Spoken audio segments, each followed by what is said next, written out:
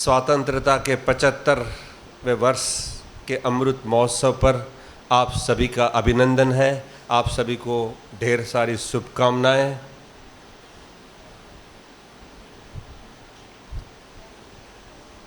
हम आज़ाद हो गए। कितने वर्ष हो गए? 75 वर्ष हो गए। क्या आपको लगता है कि हम वास्तविक आज़ाद हो गए हैं?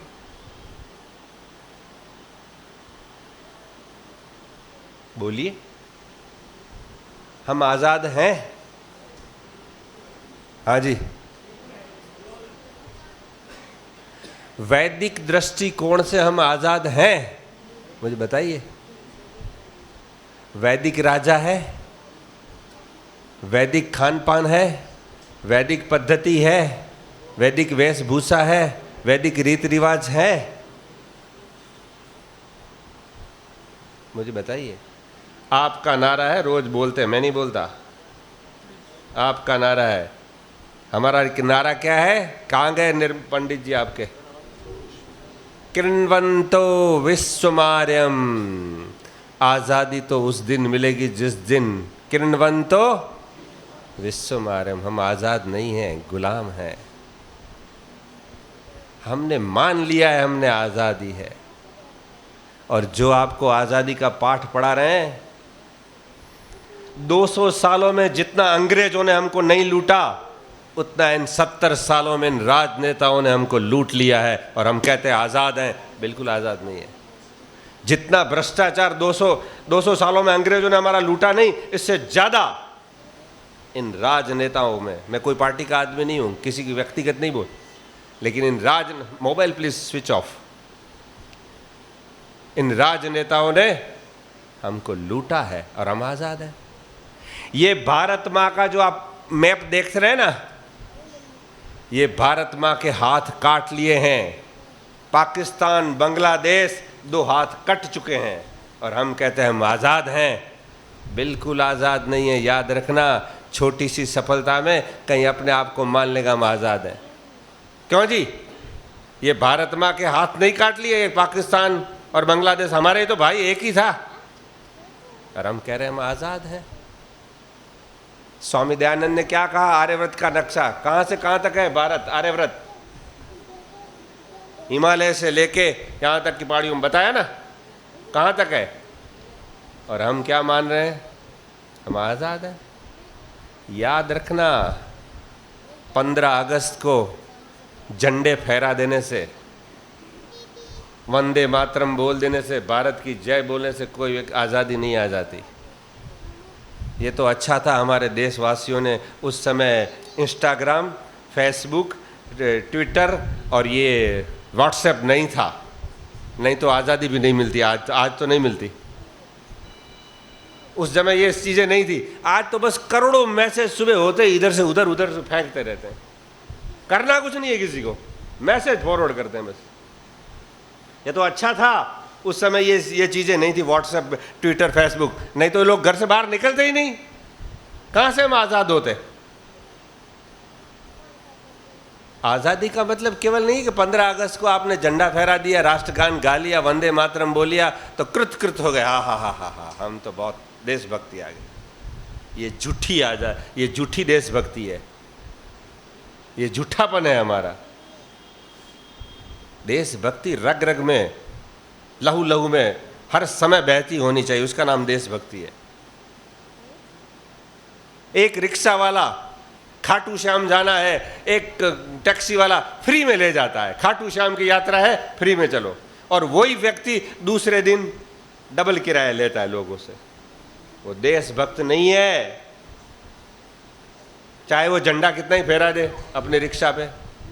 एक पुलिस वाला हनुमान चालीसा बोलता है, मैंने देखा, जय जय हनुमान गुण गुसाई गुण सागर तुम ना। कुछ हनुमान चालीसा में से शब्द आते हैं, आप हैं गुण सागर के। और स्नान करता जाता है, हनुमान चालीसा बोलता है, और जैसे ही ड्यूटी पे आता है, गाड़ी वाला लाओ 50 100 सबको पैसा लेता है। देशभक्त है वो। झंडा तो कोई भी फहरा सकता है, आतंकवादी भी फहरा सकता है, भ्रष्टाचारी भी फहरा सकता है। क्यों जी? कोई भी कर सकता है, वेरी इजीली है ये तो काम। ये कोई देशभक्ति नहीं है, ये कोई आज़ादी की निशानी नहीं है केवल। हाँ, करना चाहिए देश के फ्लैग के लिए, लेकिन केवल, मेरा कहने का तात्पर्य केवल मात्र आप जय भारत वंदे मातरम बोल देंगे, ध्वज को फहरा देंगे तो आप देशभक्त हो गए। इस धारणा को, इस भ्रांति को निकाल दीजिए आप मन से, इसको निकाल दीजिए आप। हमारा प्रत्येक कर्म, हमारी प्रत्येक चेष्टा, हमारा प्रत्येक क्रिया कर्म देश समाज राष्ट्र के लिए समर्पित हो, निष्ठावान हो, प्रामाणिक हो, सत्य न्याय और धर्म पर चलने वाला हो, वो व्यक्ति देशभक्त है।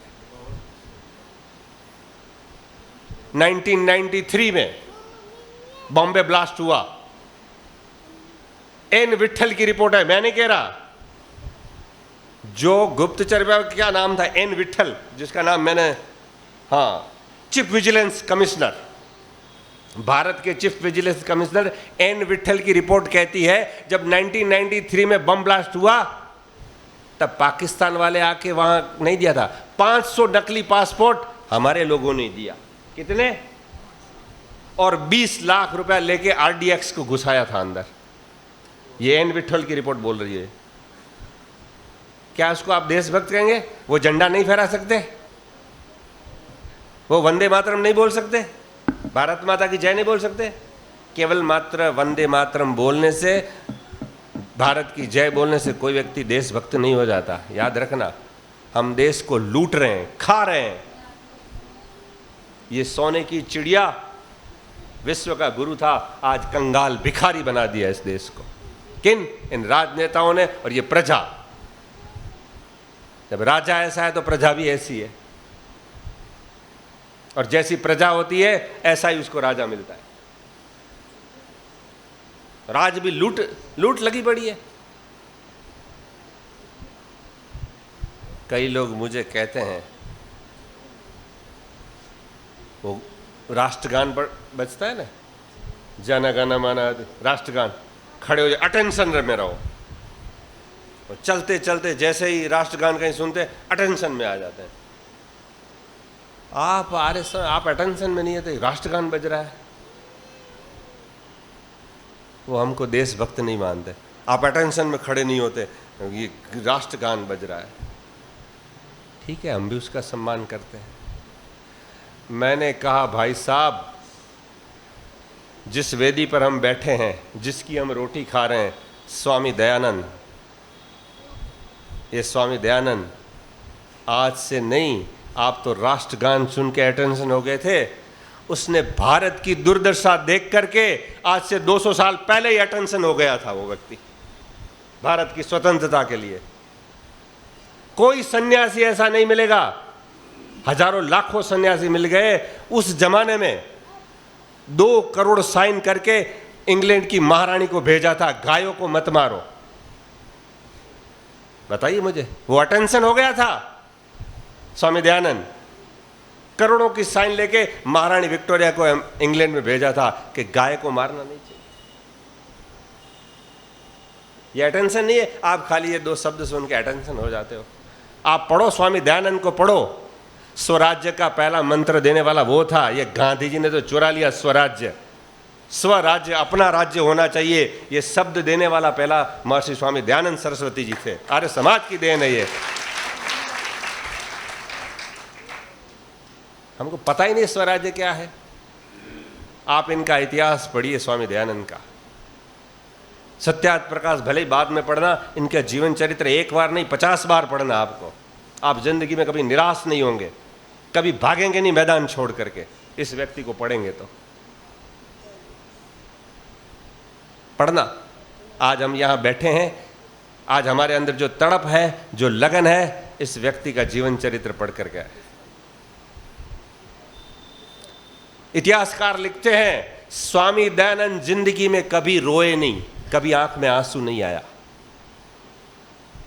इतिहासकार लिखते हैं उनकी जीवन चरित्र में, स्वामी दयानंद कभी आंखों में आंसू नहीं आए, कभी रोए नहीं। लोगों ने 17 बार जहर दिया उनको। कितना? इतिहास में ऐसा कोई व्यक्ति नहीं मिलेगा जिसके वेद के प्रचार के लिए 17 बार जहर खाना पड़ा हो। क्या आजादी की बात कर रहे हैं आप? कोई नाम लेता है दयानंद सरस्वती का? वो हमारा दोष है, हमने नहीं पहचाना, हमने उनको ऊपर नहीं उठाया। क्यों लाल किले की प्राचीर पर आज स्वामी दयानंद का नाम क्यों नहीं लिया जाता? उसमें हमारी कमी है, हमारा दोष है, हमारी त्रुटि है, हमारी भूलें हैं। इतिहासकार लिखते कभी रोए नहीं, 17 बार जेर दिया। देखो याद रखना, ऋषि तो करोड़ों हो गए, ब्रह्मा से लेके जैमिनी पर्यंत करोड़ों ऋषि इस देश में पैदा हो गए और उन्होंने बहुत बड़ा काम किया। हम उनको नतमस्तक हैं, नमन करते हैं, ऐसे ऋषियों को नमन करते हैं, उन्होंने वेद काम। लेकिन दयानंद की विशेषता क्या है? दयानंद की विशेषता यह है, जो ब्रह्मा से लेके जैमिनी ऋषि हुए तब सारी वैदिक व्यवस्था थी, वैदिक काल था, सब वेद को मानने वाले थे, कोई पाखंड पौराणिक अंधविश्वास था ही नहीं। उन्होंने वेद का प्रचार नहीं किया, उन्होंने वेदों का प्रतिपादन किया। लोग वेद को ही मान रहे थे, उसका ही प्रतिपादन करना तो वेरी इजी है। हम जिस वस्तु को मानते हैं उसका प्रतिपादन करना कोई कठिन नहीं है। लेकिन स्वामी दयानंद की विशेषता यह थी कि उल्टे प्रवाह में, पानी के उल्टे प्रवाह में, बहते पानी में तैर कर निकलना कितना कठिन होता है। जब पानी बहता है उसकी धारा में तो व्यक्ति कोई भी तैर जाएगा, लेकिन विपरीत दिशा में हजारों लाखों पंथ मजहब पढ़े थे, उसके विपरीत दिशा में बहकर उन्होंने वेद का प्रचार किया। इसलिए उनकी विशेषता है ये दूसरे ऋषियों से। तब वैदिक काल नहीं था, महापाखंड, अंधकार, अंधविश्वास, कुरीतियां थी। विधवाओं की हालत देखो, स्त्रियों को वेद पढ़ना मना था। आप तो धन्यवाद करो स्वामी दयानंद के कारण आप बैठे, ये वेद मंत्र बोल सकते हैं। ये तो क्या कहते थे, वेद मंत्र स्त्री तो बोल नहीं सकती, उसकी आग लगा दो, उसको मार दो, वेद मंत्र बोले तो। स्त्रियों को वेद मंत्र बोलने, कैसी दुर्दशा थी। ये स्वामी दयानंद की देन थी कि आज आप यहां बैठे हैं, सब बोल सकती हैं। आज तो आचार्य विदुषियां कितनी हैं, हमारी गुरुकुल खुले हैं हमारे। इंदिरा गांधी ने कहा था, जब आर्य समाज की शताब्दी महोत्सव था अजमेर में जब आर्य समाज को 100 वर्ष पूरा हुआ था, तब ये भारत की प्रधानमंत्री इंदिरा गांधी ने क्या कहा था, आज मैं प्रधानमंत्री हूं और यहां आई हूं, आपको बोल रही हूं, उसका सबसे पहला कोई श्रेय है तो स्वामी दयानंद की देन है, इसके कारण मैं प्रधानमंत्री बन सकी। ये इंदिरा गांधी के शब्द हैं। बताइए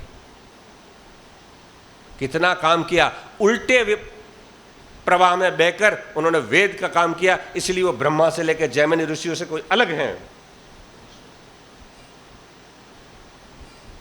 17 बार जहर दिया गया, कभी किसी के लिए सजा नहीं। छोड़ दो इनको, छोड़ दो। जहर देने वाले को वेद भाष्य की थैली के जो दान मिला था, पैसे दे के उसको नेपाल भगा दिया।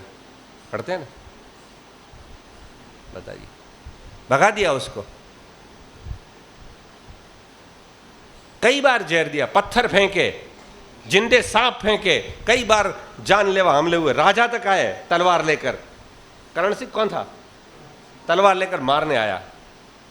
क्या क्या क्या क्या नहीं हुआ उस पर।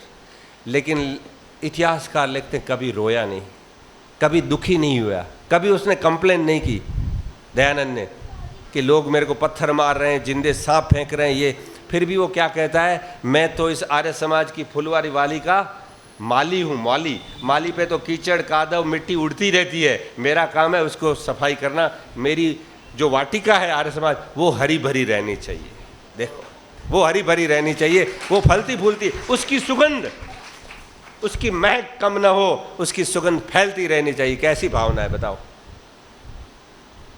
इतना कष्ट सहने के बाद कभी उन्हें कंप्लेन नहीं की, जबकि वो कौन था, जमींदार का बेटा था।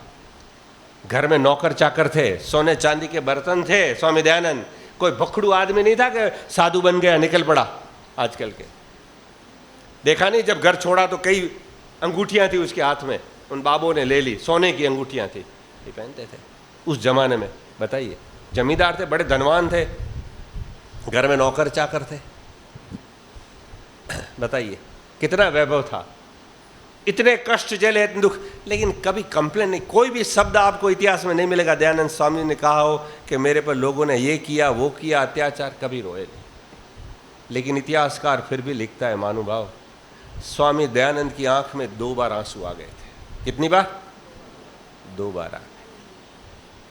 रोए थे वो, अपने लिए नहीं रोए थे, देश की अवस्था को देखकर वो रोए थे। एक बार गऊओं की स्थिति देखकर, ये गाय मर रही है, भारत में गाय की हालत को देखकर स्वामी दयानंद रात को 3 बजे उठ जाते हैं। 3 नहीं, 2 बजे। ये शायद बरेली की पता नहीं कहां की घटना है। छत पे जाके घूम रहे हैं, सेवक था उनका कोई बलदेव, वो भी जाग गया, देखा तो स्वामी दयानंद टहल रहे हैं 2 बजे।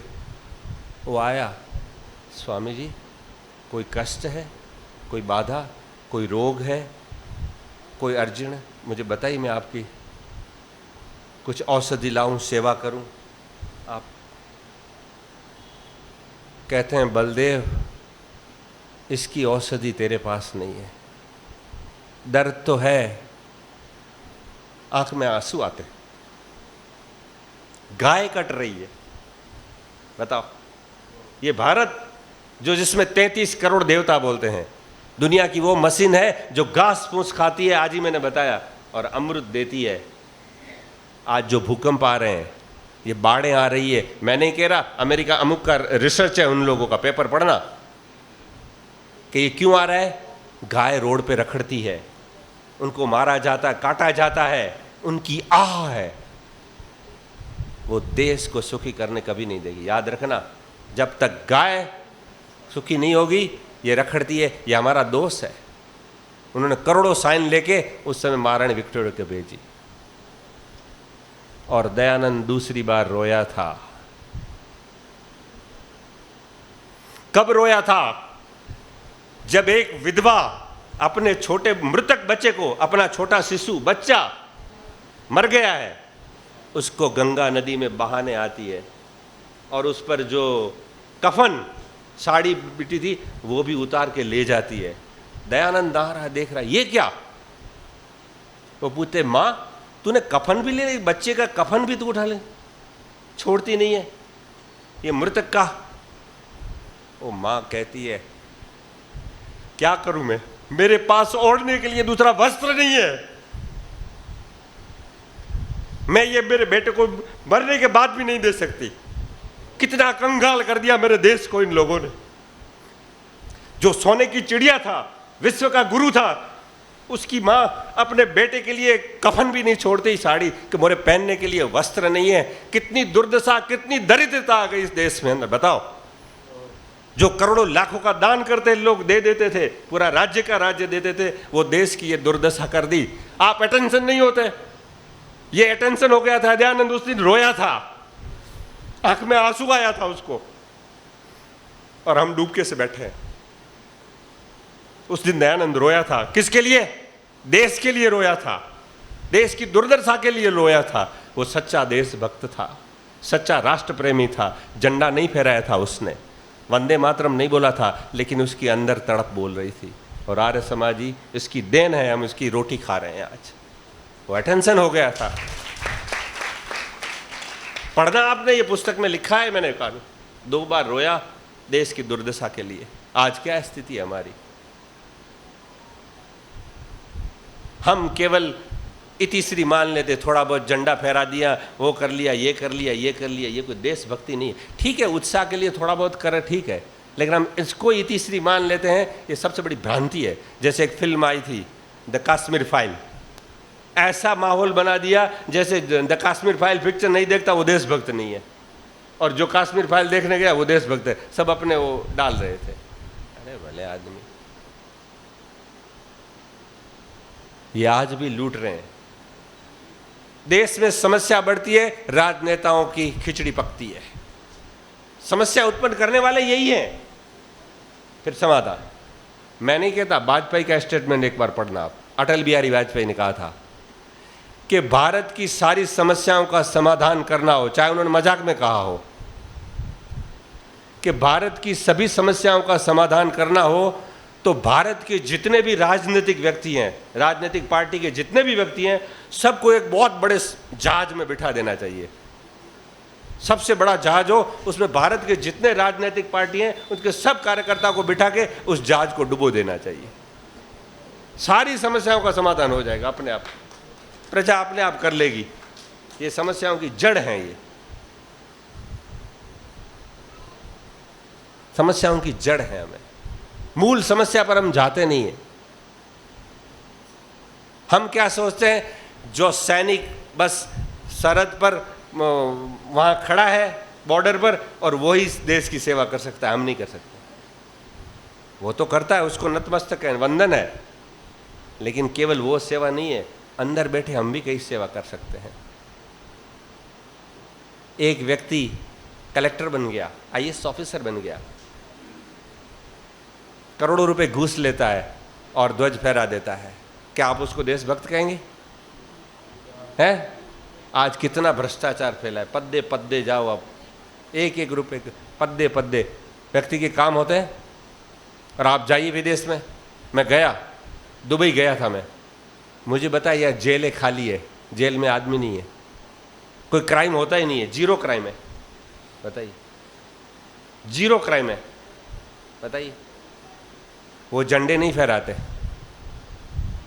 भारत माता की, या आपने देखी जय नहीं बोलते। आप जापान में जाइए, कितना बड़ा भूकंप आया, भूकंप आया, लोग रोड पे आके लाइन में बैठे हैं, सरकार उनको सहायता देती है, घर में सोना चांदी पड़ा है, कोई चिंता नहीं है, कोई नहीं उठाता, कोई नहीं उठाता, घर छोड़ के लाइन में खड़े हैं, लेकिन चिंता नहीं कि घर में क्या होगा। बताइए कैसी देशभक्ति है। आप यूएसए में जाइए, मेरे मित्र हैं शिकागो में, बचपन के मित्र हैं मेरे, उनका नाम भी चंद्रेश ही है, आने वाले नवंबर में, मुझे बताते हैं वहाँ ऐसी व्यवस्था है अच्छी, हम 30% टैक्स बिल्कुल भर देते हैं प्योरली, लेकिन मैं जाके कहूँ कि मेरा पासपोर्ट गुम हो गया है, मेरा लाइसेंस गुम हो गया है, तो कोई एफिडेविट नहीं, कुछ नहीं, भाई वो जो व्यक्ति बोलता है वो सच्चाई बोलेगा, भाई इसका गुम हो गया है तो दूसरा निकाल दो। जिस देश के अंदर जिसकी प्रजा अपने पुलिस से ही डरती हो, अपनी न्यायालय से डरती हो, अपनी कोर्ट में जाने से, उस देश की प्रजा क्या स्वतंत्र है? बताइए मुझे। आज का व्यक्ति पुलिस से डरता है, आ गई पुलिस, कोर्ट का समझ आएगा, डरती है, क्योंकि पता है ये लूट लेंगे। वैदिक स्वतंत्रता तब आएगी जब 3 चीजें फ्री होनी चाहिए। ये वेद कहता है, एक, शिक्षा सबको समान रूप से फ्री मिलनी चाहिए, चाहे कलेक्टर का लड़का हो चाहे झोपड़ी में पढ़ने वाला हो, सबको शिक्षा फ्री मिलनी चाहिए। दूसरी, स्वास्थ्य फ्री मिलना चाहिए, चाहे कलेक्टर का बेटा हो चाहे झोपड़ी में रहता हो, टोटली सबको फ्री स्वास्थ्य की मिलनी चाहिए, ये वेद कहता है। और तीसरा है न्याय, वो भी सबको फ्री में मिलना चाहिए न्याय। और आज ये तीनों चीजें महंगी है, और इन तीनों में सबसे बड़ा भ्रष्टाचार है। ये तीनों डिपार्टमेंट में सबसे बड़ा भ्रष्टाचार है, और तीनों महंगी है, सामान्य व्यक्ति जा नहीं सकता। आज एक डॉक्टर झूठे झूठे टेस्ट करवाएगा, झूठे ये करवाएगा, और फिर इसको लोग बुलाते हैं इधर, समाज वाले, इनका सम्मान को, ये हमारे शहर के बड़े डॉक्टर हैं, बड़ा ये करते हैं, और पब्लिक से पूछो तो लूटते हैं। लोग जानते हैं कि ये क्या करते हैं, लोग जानते हैं, सामान्य व्यक्ति को लूटते लेते हैं, बस ये बड़े दबंग बन के देख बैठे हैं देश को। वो व्यक्ति राष्ट्रभक्ति नहीं हो सकता। हमारा पड़ोसी, हमारा मित्र, हमारा साथी, हमारा गली वाला भूखा है, नंगा है, और हम आराम से जी रहे, मेरा घर, मेरी पत्नी, मेरे बच्चे, मेरी कार, मेरा कालीन, मेरा घर, मेरा फ्रिज, दुनिया समाज जाए भाड़ में, वो व्यक्ति देशभक्ति नहीं हो सकती, याद रखना। भूखा प्यासा पड़ा पड़ोसी, तूने रोटी खाई क्या, है ना भजन आप गाते होंगे, उठ जाग मुसाफिर बोर भई, वही है ना। आपका पड़ोसी भूखा है, नंगा है, आपका फ्रिज भरा पड़ा है, उनको मिल रहे, ये काहे की देशभक्ति है। और स्वामी दयानंद, एक विधवा माँ जो जानता ही नहीं कौन था, उसको देखकर रोता है कि ये मेरा देश क्या हो गया आज गंगा। ये हमारी जिम्मेदारी है, ये हमारा कर्तव्य, हमारा दायित्व है। केवल देशभक्ति ऐसे नहीं आती, वीरता। मुझे कहा, आदेश दिया मंत्री जी ने, आपको आज देशभक्ति आज़ादी पे बोलना है, आदेश दिया, प्रार्थना नहीं की, आपको आज ये बोलना है। मैंने कहा भाई रोटी आपकी खाते हैं तो बोलना पड़ेगा। मंत्री बड़ा वो होता है, पता है ना, ऐसे बोलना चाहिए। आपसे निवेदन है, अगर ऐसी आज़ादी के विषय में बोल पाए तो अच्छा है। नहीं, आपको ये बोलना है। मैंने कहा भाई, करनाल में रहना है तो बोलना पड़ेगा, दुनिया में आए हैं तो जीना ही पड़ेगा, ऐसा है। याद रखना, देशभक्ति की बातें आप खाली करेंगे उससे। आज मैंने आश्रम में भी बताया, हमारे मंत्री जी बैठे हैं, राधा कृष्ण जी, आप भी थे, आप भी थे, आप भी थे, आप भी थे, कई लोग थे, हाँ प्रधान जी भी बैठे थे, मैंने देखा। आज़ादी ऐसे नहीं मिली, लाखों वीरों ने, लाखों जिनका नाम भी हम नहीं जानते। आपके ये जलियांवाला बाग में मर गए, पता है आपको? उनका नाम भी पता नहीं है। हजारों लोग मर गए, नाम भी पता नहीं है। हम तो गिने चुने लोगों का नाम जानते हैं, भगत सिंह, चंद्रशेखर आजाद, राम प्रसाद बिस्मिल, गिने चुने लोगों को जानते हैं। कई लोग नामी अनामी, वो भी ऐसा ही जीव था, हम जानते ही नहीं है, कई लोग चले गए। ऐसे सैकड़ों लोग। आर्य समाज, ये मैं नहीं कहता, आर्य समाज की बात छोड़ो, कांग्रेस ने अपना इतिहास लिखा। जो आज सबसे पुरानी पार्टी मानी जाती है ना कांग्रेस, और सबसे ज़्यादा सत्ता में रही, उसने अपना इतिहास लिखा। कांग्रेस ने, किसने लिखा? हाँ जी, पट्टाभी सीतारामन, जो पहली लोकसभा के अध्यक्ष थे, भारत की पहली लोकसभा के अध्यक्ष थे, पट्टाभी सीतारामन ने कांग्रेस का इतिहास लिखा। उसमें लिखा कि भारत की आज़ादी में 80% लोग आर्य समाजी थे, दयानंद को मानने वाले लोग थे, उन्होंने बलिदान दिया अपना। ये हम नहीं कहते, उनके इतिहास में लिखा है, बताइए।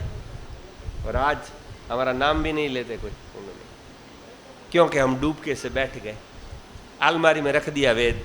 हमारे वेद थे, दयानंद आए थे, उनको उद्धार किया, और हम कुछ नहीं करेंगे, बताइए। आज़ादी की सच्ची लड़ाई लड़ने वालों को आज कोई याद नहीं करता है। क्या क्या मैं आपको बताऊं, कितनी घटनाएं हैं आज तो। नाना पेशवा का नाम सुना आपने? ये बच्चियां बैठी हैं, नाना पेशवा का नाम सुना है? बिंठूर के थे वो राजवीर, हैं? बिठूर, कानपुर, यस, कानपुर के पास में बिठूर। अंग्रेजों ने उन पर चढ़ाई की। एक गुप्तचर ने आके सूचना दी कि महाराज, अंग्रेज हम पर चढ़ाई करने आ रहे हैं, क्या करेंगे? तो राजा ने, बिष्टू ने देखा कि इतने अंग्रेज हैं, हमारी सेना तो बिल्कुल कम है, हम कहाँ जाएंगे? तो उन्होंने कहा, यहाँ से महल से निकल कर भाग जाओ। राजनीति वो लड़ाई का नियम है, भाई हम पहुँच नहीं सकते, हमारी सेना नहीं है, तो भाग जाना अच्छा है। तो उन्होंने निर्णय किया, अपनी पत्नी, छोटी बच्ची थी उनकी, 12-13 साल की, पता नहीं, मैना देवी को बोला, चलो बेटा अपन यहाँ महल में से गुप्तचर से निकल जाए। पिताजी, मैं नहीं चलूँगी। क्यों? मैं अंग्रेजों के सामने युद्ध करूँगी, मैं लड़ूंगी। पिता ने कहा, बेटा हम कम लोग हैं, वो इतने ज़्यादा लोग हैं, इतने हथियार हैं, हम पहुँच नहीं पाएंगे, बिल्कुल हानि होगी बड़ी, मैं नहीं जाऊँगी, मैं तो अंग्रेज। इतनी छोटी बालिका, बताइए क्या वीरता थी। बोले आप जाइए, बोले मैं नहीं जाऊँ। आखिर जिद, पिताजी हार गए, नाना जी पेशवा, ठीक है हम तो चल निकल जाते हैं। और निकल गए राजमहल से। कुछ दासियां और कुछ नौकर रखे गए उसके लिए, इसकी रक्षा के लिए बैठे।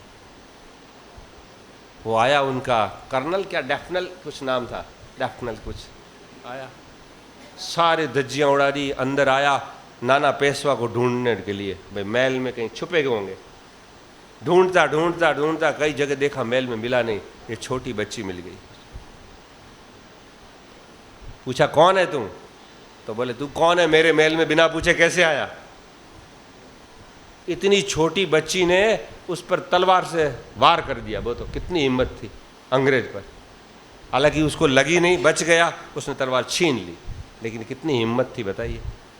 क्या आज हमने ये बच्चियों को सिखाया? इनको नाच गान मत सिखाओ मंत्री जी, राधा कृष्ण जी, इनको तलवार सिखाओ, भाला सिखाओ। ये आप डिंग डिंग डिंग डिंग डिंग डिंग सिखाते हैं, ये मत सिखाओ। क्यों जी? ये नाच डांस डांस डांस, ये खान खान खान खान आके सत्यानाश कर दिया, हमारा नाश कर दिया। इनको तलवारबाजी सिखाओ, लाठीबाजी सिखाओ, देश समाज की रक्षा के वीरांगनाओं की हिस्ट्री सिखाओ। आप तो डुंग डुंग डुंग डुंग करते। ये तो मैंने बोला नहीं उस समय। कैसी वीर वीरांगनाएं थी, वीर बनाओ ऐसे। आप हमसे सलाह लेना, हम बताएंगे कैसे इनको तैयार करना है। हमको आश्रम का पद नहीं चाहिए, लेकिन हम सिखाएंगे, बताएंगे देखो कैसे तैयार होती है। और मैना देवी इतनी 12-13 साल की, अंग्रेज से डरती नहीं, माता पिता चले गए, अकेली महल में रहती है। बताइए कितनी वीरांगना थी। उसको मारा गया, लूटा गया, बहुत मारा। बता दे तेरे पिता, पापा मम्मी तेरे मतलब कहाँ है माता पिता? नहीं बताया। मैं नहीं बताऊंगी, नहीं बताऊंगी। बहुत मारा। फिर उसने वो जो कर्नल था वो समझ गया कि ये ऐसे नहीं बताएगा, प्रेम से। फिर प्रेम से पूछा, नहीं बेटा तू बता दे, हम तेरे पिताजी को ये राज्य दे देंगे, कहाँ छिपे हैं? वो समझ गई ये चालाकी है, चालाकी। मैं मर जाऊंगी लेकिन मैं बताऊंगी नहीं। आखिर उसने क्या किया पता है? 12-13 साल की बच्ची ने कर्नल को थपाट मका दिए, मार दिया, चाटा सबके सामने। बोलो कितनी हिम्मत थी अंग्रेज के साथ। बोले ये तो दबंग लड़ी, इसको पकड़ लो। पकड़ के इसको जेल में बंद कर दिया। फिर कोशिश की क्या प्रेम से अब बताएगी कुछ दिनों बाद। फिर डायर आया था, उसको पूछता है कि क्या बेटा बता दे तू, हम छोड़ देंगे तुझे। वो समझ के चला, उस अंग्रेज पर उसने थूक दिया, बिल्कुल सामने थूका उसके सामने। बोला ये क्या भारत की लड़की है, तो कितनी वीरता। उसको पता है कि मैं मर जाऊंगी, अकेली हूं, फिर भी कितनी हिम्मत से लड़ाई लड़ती है। उसको थूका, तब उसका दिमाग गया। बोले नहीं अब इसको जला दो। जिंदा उसको जला दिया गया, जिंदा। बताइए कितनी कुर्बानी है। इस मोना देवी को कोई जानता ही नहीं। मैना देवी बिठूर की, एक कानपुर के पास में। कोई जानता है? कोई जानता ही नहीं है आपके पास। और इन बच्चियों को पढ़ाओ ऐसे पाठ। बहुत सारी किताबें ऐसे मिलती है। ये नाच गान मत सिखाओ, ये डांस डांस डांस डांस करके सत्यानाश हो गया भारत का। ये फिल्म इंडस्ट्री वालों ने सत्यानाश कर दी। सिखाना है, सेलिब्रेट करना है तो बहुत सारी चीज़ें हैं, अलग तरीके से मनाओ। ये डांस क्या सिखाना है इनको? ये पहले ही सब नचाती तो आजकल की लड़कियां माता पिता को बड़ा नचाती हैं, ब्लैकमेल करती हैं। मैं ये कर लूँगी, मैं भाग जाऊँगी, मैं ये करूँगी, ये करूँगी। और वही चीज़ आप सिखाते हैं, कोई अलग हटके सिखाओ। दयानंद के सैनिक हैं आप तो, नहीं तो पाप में पड़ेंगे। ये डांस क्या सिखाना? क्यों ठीक कह रहा हूँ ना बलदेव जी, बलजीत जी, भोपाल सिंह जी, ठीक कह रहे हैं ना हम? परिवर्तन कर लो। प्रधान जी नहीं आए आपके? क्या नाम था ये? ठाकुर जी, वीरेंद्र ठाकुर जी। लाओ कभी इसको भी, हम आपके घर आए, आप भी हमारे घर आओ। हमारा घर ये है, अभी ये घर है हमारा दयालपुरा अभी। तो कहने का तात्पर्य यही है कि आज़ादी को सच्ची आज़ादी समझें हम। हमारा एक भी भाई दुखी है, पीड़ित है, शोषित है, तो हम आज़ाद नहीं हैं। और हमारी माँ के टुकड़े कर दिए बांग्लादेश, भारत, ये हमारी माँ के, इसको एक करके मिलाओ और कृणवंतो विश्वमारंभ होगा। वैदिक राजा, वैदिक पद्धति, वैदिक खान पान वैदिक होगा, तब हम आज़ाद होंगे। ये आधी अधूरी आज़ादी है, इससे हम संतुष्ट नहीं हैं। हम संतुष्ट नहीं है वैदिक लोग। तो कहने का समय मेरा हो गया, समय अनुकूल कुछ बातें, बहुत कम समय था मेरे को तो, बहुत, मैं तो पता नहीं क्या क्या भर भर के लाया था। इतनी मेरे आज तो आज़ादी है, ये इन्होंने कहा आज़ादी का सुनाना, तो मैं सुनाएंगे इनकी। ठीक है, जितना समय है उसके अनुसार मैंने बनाया। थोड़ी भी रोटी होती है ना, थोड़ा भी अगर डाइजेस्ट अगजे हो जाए तो शक्ति मिल जाती है। आप केवल सुन के नहीं जाना, जीवन में अपनाना और परिवर्तन लाना। अपने घर से ले शुरुआत करना। क्यों जी? Charity begins at home. किसी भी अच्छे काम की शुरुआत अपने घर से करना। इतना कह के मैं अपनी वाणी को विराम देता हूँ। ओम सम।